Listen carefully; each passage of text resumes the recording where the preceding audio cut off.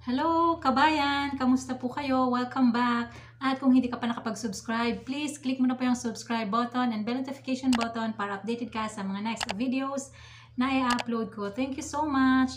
At bago po ang lahat, ay gusto ko po muna kayong batiin ng Happy Easter. So, Happy Easter Sunday po sa ating lahat. At for this video, ay gusto ko pong i-share sa inyo yung about sa ating GCash application na every time na maglo-load tayo ng about 50 pesos. So, every 50 pesos ay meron tayong pwedeng i-play. Tapos, pipili lang kayo doon ng mga icons. So, 6 icons yung pipiliin nyo. And then, every Monday yung draw. And pwede tayong manalo ng 200,000 pesos from GCash.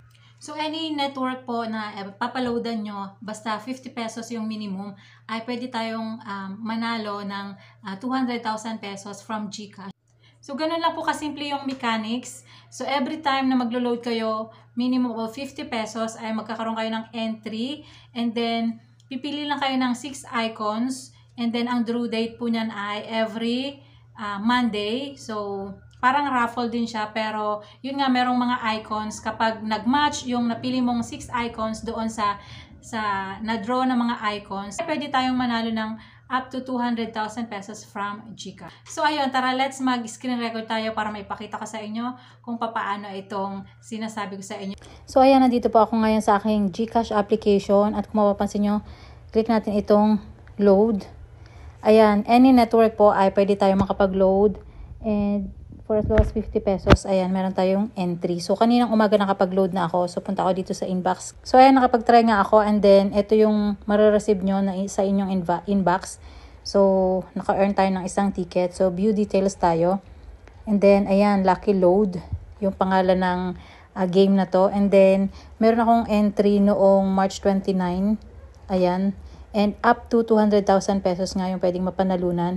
And, ayan, check natin. So, previews, wala, yung winning, wala din. So, ito yon. So, ayan yung napili ko, pero hindi siya pinalad.